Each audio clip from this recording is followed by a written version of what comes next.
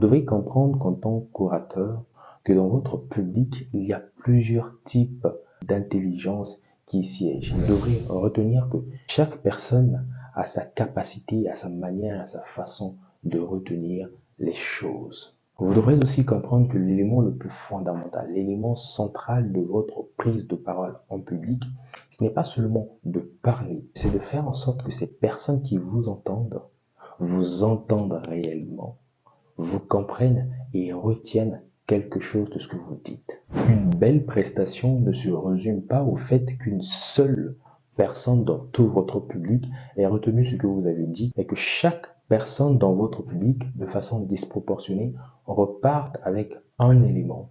Et lorsque nous ferons la somme globale de votre public, cela fera 100% de compréhension et de rétention.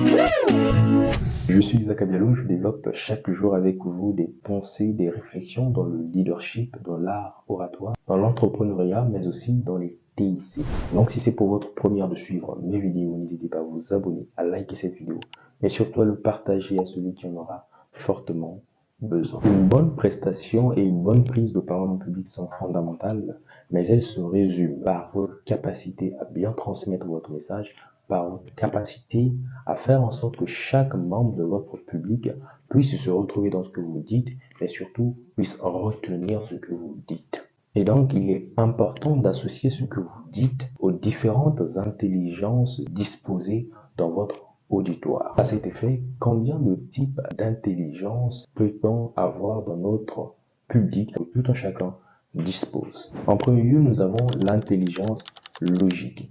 Ces personnes qui disposent de cette intelligence apprécient beaucoup tout ce qui est lié à des chiffres. Donc ces personnes, lors de votre prise de parole en public, si vous n'imitez pas une logique, si vous n'imitez pas de chiffres, ils ne vont rien retenir. Je vous donnerai un exemple simple. Vous développez une thématique sur la jeunesse africaine.